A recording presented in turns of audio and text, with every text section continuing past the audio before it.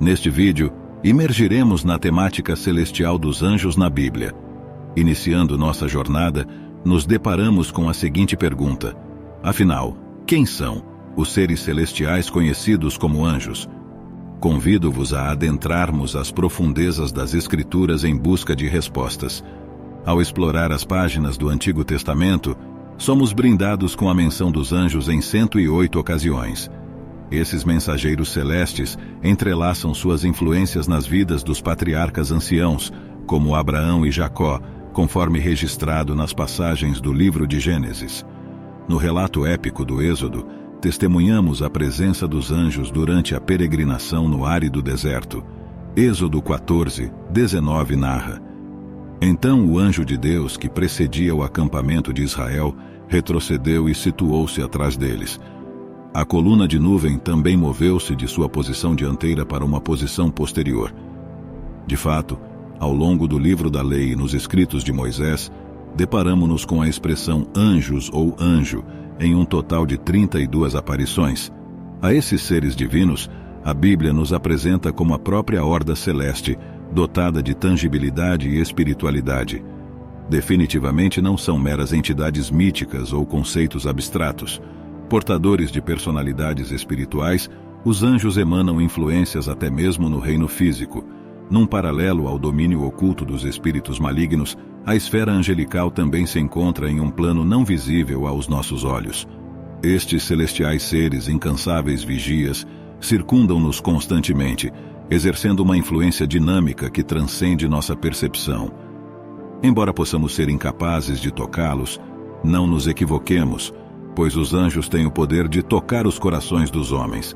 Seu toque, embora insensível ao nosso alcance, pode desbancar monarcas e reis. Na narrativa bíblica, quando o Senhor convocou um específico anjo para marchar à frente de Moisés rumo ao Egito, um único anjo derrotou inteira nação adversária. A invencibilidade figura como traço característico inegável dos anjos divinos. Este aspecto invulnerável traça uma linha distintiva entre estes mensageiros celestes e as forças demoníacas. Somente a hoste celestial se sobressai em desmedida força. O Salmo 103:20 reverbera: Bendizei ao Senhor todos os seus anjos, vós que excedeis em força, que cumpris as suas ordens obedecendo à voz da sua palavra. Em tempos remotos um conflito celestial se desenrolou. As hostes celestiais, sob a liderança do destemido arcanjo Miguel, entraram em um embate épico contra as legiões caídas de Satanás. Nessa grandiosa batalha, Deus convocou seus próprios anjos para enfrentar o exército astuto do inimigo derrotado. Evidencia-se que Satanás foi derrotado, sendo destituído de seu lugar nos domínios celestiais. O Apocalipse 12, do versículo 7 ao 9, relata o impacto dessa luta. Houve então uma guerra no céu. Miguel e seus anjos batalharam contra o dragão. O dragão e seus anjos revidaram, mas não prevaleceram, e já não houve lugar para eles nos céus. Assim, o grande dragão foi lançado fora. Ele é a serpente antiga chamada Diabo ou Satanás, que engana o mundo todo. Ele e seus anjos foram lançados à terra. Das narrativas de conflito, emerge consistentemente o triunfo dos anjos, aniquilando a oposição com destreza. No cenário terreno, as realizações destes mensageiros celestiais ultrapassam as marcas de fracasso. Diante das adversidades da vida, a invencibilidade dos anjos brilha intensamente, destruindo qualquer ameaça que se apresente. Acolhendo os redimidos, esses serafins erguem-se como protetores supremos, cheios da mais benéfica força. Seu brilho não apenas reside na determinação, mas também na luz radiante da sabedoria. A parábola da viúva de Tecoa, que simbolicamente retrata a perspicácia do rei Davi, relata: Contudo, meu Senhor é sábio, como a sabedoria dos anjos de Deus. A hierarquia angelical desvenda-se em patamares complexos. O próprio Senhor incorpora uma conotação militar ao discorrer sobre esses seres celestiais. No momento crucial da captura de Jesus no jardim, quando Pedro empunhou uma espada em defesa de seu amado mestre, este respondeu conforme registrado em Mateus 26:53. Acaso pensas que não posso rogar a meu Pai, e ele não me proveria mais de 12 legiões de anjos? A menção à legião remonta ao contexto militar romano, representando aproximadamente 6.000 soldados. Em um panorama global, a categoria mais abrangente de anjos poderia ser classificada como anjos regulares. Com frequência, nas páginas sagradas, esses anjos, embora não plenamente identificados, emergem como influências sutis, mas persistentes. Falar de anjos comuns parece contraditório. No entanto, como poderiam esses seres extraordinariamente criados serem considerados algo rotineiro? No entanto, em certo sentido, essa designação é apropriada quando os contrastamos com as várias classes ou ordens únicas de anjos mencionadas na Bíblia. Querubins. Os querubins são os primeiros da ordem angelical a aparecer nas Escrituras. Eles surgem logo após a queda de Adão e Eva da graça. Gênesis 3 nos relata os eventos no Jardim do Éden. Teria sido possível para Adão e Eva estenderem suas mãos e também pegarem da árvore da vida e comerem, vivendo para sempre, após violarem o comando de Deus de não comerem da árvore do conhecimento do bem e do mal. Portanto, Adão e Eva tiveram que ser expulsos de seu paraíso terreno. O Senhor Deus os expulsou do Jardim do Éden para trabalhar o solo de onde haviam sido tirados. No entanto, o que teria impedido Adão de retornar ao jardim e desobedecer a Deus mais uma vez? Gênesis 3, 24.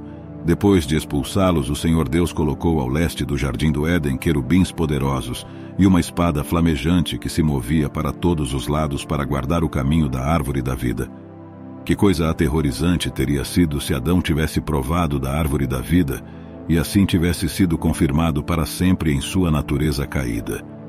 Deus enviou um contingente de querubins grandes e confiáveis para guardar o caminho da árvore e impedir isso. Curiosamente, a subsequente aparição dos querubins na palavra de Deus trata de recuperar o que foi perdido. Moisés recebeu direções claras e específicas sobre como fazer vários móveis que seriam usados no tabernáculo, em Êxodo 25. O primeiro descrito foi o templo e a arca da aliança, onde Deus se comprometeu a se encontrar e comungar com Moisés. O que Deus desejava colocar sobre o templo? Ele escolheu imagens dos querubins em ouro.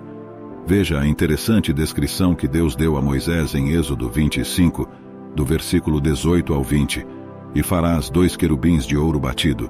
De ouro batido os farás nas 2 extremidades do templo. Falos de um só tenor com o templo. Nas 2 extremidades farás os querubins.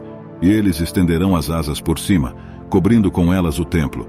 Os rostos deles, um de frente para o outro, estarão voltados para o templo. Serafins. Um grupo diferente de anjos especificamente reconhecidos são os serafins. Serafim, na língua hebraica, significa queimados. O capítulo 6 de Isaías nos fala dos serafins. O profeta Isaías registrou sua gloriosa visão nestas palavras: Eu vi também o Senhor assentado sobre um alto e sublime trono, e o seu séquito enchia o templo. Os serafins estavam acima dele. Cada um tinha 6 asas. Com 2 cobria o rosto, com 2 cobria os pés e com 2 voava. Isaías 6, versículo 1 e 2. O que os serafins estavam fazendo? Isaías 6:3 diz: E clamavam uns para os outros, dizendo: Santo, Santo, Santo é o Senhor dos exércitos, toda a terra está cheia da sua glória. Isaías soube imediatamente que não tinha direito de estar na presença santa de Deus, e ele reconheceu isso. Isaías 6, do versículo 5 ao 7. Ai de mim, estou perdido, pois sou homem de lábios impuros e habito no meio de um povo de lábios impuros. E os meus olhos viram o Rei, o Senhor dos exércitos. Então um dos serafins voou até mim com uma brasa viva na mão, que ele havia tirado do altar com uma tenaz. Com ela tocou a minha boca e disse: Veja, isto tocou os teus lábios. A tua culpa foi removida e o teu pecado foi perdoado. Seres viventes. Na versão King James, um terceiro grupo particular de anjos é chamado de 4 seres viventes. No entanto, em outra tradução, eles são chamados de 4 criaturas viventes. Assim como os serafins, eles têm 6 asas. E as 4 criaturas viventes, cada uma delas com 6 asas, estão cheias de olhos ao redor e por dentro, e não descansam nem de dia nem de noite, dizendo: Santo, Santo, Santo é o Senhor Deus, o Todo-Poderoso, que era, e que há de vir. Em Apocalipse 5, versículos 7 e 19, as criaturas viventes são retratadas em uma atitude de adoração e louvor. Embora em Apocalipse 15 as criaturas viventes estejam envolvidas no derramamento da ira de Deus sobre as pessoas não arrependidas. Arcanjo. Essa posição é ocupada por apenas um anjo no registro das Escrituras. A palavra arcanjo significa chefe, então esse anjo é o mais proeminente de todos os santos anjos. O nome do arcanjo é Miguel. O significado de Miguel é quem é como Deus. Sempre que você ouve esse nome, está ouvindo uma pergunta: quem é como Deus? Muitas vezes nas Escrituras, como veremos, homens que receberam visitas angelicais quiseram adorar a criação em vez do Criador. Portanto, é maravilhoso e grandioso que o nome de Miguel, o arcanjo, nos convide a direcionar nossa atenção ao Deus Todo-Poderoso. Gabriel. Outro anjo cujo nome é claramente mencionado nas Escrituras, além de Lúcifer, é Gabriel. Gabriel significa poderoso de Deus. Gabriel está à altura de seu nome, pois de fato realiza coisas poderosas. Gabriel serve a Deus principalmente como mensageiro. Em várias instâncias no livro de Daniel, Gabriel aparece para dar revelações importantes sobre eventos futuros, particularmente relacionados ao reino de Deus. Por exemplo, depois de uma das visões de Daniel, o profeta se perguntou sobre o seu significado. Então, de repente, estava diante dele a aparência de um homem. Daniel 8, versículo 15 e 16 diz: E eu, Daniel, buscava entender a visão que tivera, e eis que se pôs diante de mim um ser com aparência de homem, e ouvi uma voz entre as margens do rio Ulai, a qual gritou e disse: Gabriel, dá a entender a este a visão. No Antigo Testamento, vemos o ministério de Gabriel em conexão com o reino. No Novo Testamento, ele está relacionado ao rei. Na primeira ocorrência, Zacarias estava esperando perante o Senhor no templo. Lucas 1, versículo 11 diz: Apareceu-lhe um anjo do Senhor em pé à direita do altar do incenso. Gabriel então se identifica a Zacarias. Lucas 1, 19 diz: O anjo lhe respondeu: Eu sou Gabriel que assisto diante de Deus, e fui enviado para te falar e te trazer estas boas novas. Essas boas novas diziam respeito ao nascimento iminente de João Batista, que seria o precursor do Senhor Jesus. Foi o mesmo Gabriel que Deus enviou à cidade de Nazaré. Lucas 1, 27 diz: Há uma virgem desposada com um varão, cujo nome era José, da casa de Davi, e o nome da virgem era Maria. Que grande mensagem Gabriel tinha para transmitir a essa jovem senhora. Lucas 1, versículo 31 e 32 diz: E eis que conceberás em teu ventre, e darás à luz um filho, e pôr-lhe-ás o nome de Jesus. Este será grande e será chamado Filho do Altíssimo, e o Senhor Deus lhe dará o trono de Davi, seu pai. Assim, Gabriel é o mensageiro de Deus que trouxe a mensagem sobre o reino vindouro. Deus confiou a esse anjo específico uma tremenda responsabilidade. Lúcifer. Descobrimos o nome original do anjo Satanás em Isaías 14, 12. Como caíste do céu, ó estrela da manhã, filha da alva. Como foste cortado por terra, tu que debilitavas as nações. Por causa de seu próprio orgulho e promoção de si mesmo, ele perdeu seu elevado lugar no céu. Lúcifer desceu da graça divina do Pai. Portanto, onde ele opera atualmente? Ele está aqui na terra. Duas vezes diferentes, nosso Senhor descreve Lúcifer como o príncipe deste mundo. João 12, 31. Agora é o juízo deste mundo. Agora será expulso o príncipe deste mundo.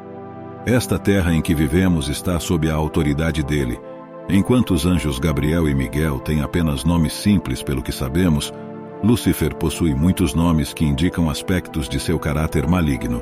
Muitas pessoas estão familiarizadas com dois de seus outros nomes, o Diabo e Satanás. Jesus também o chamou de maligno.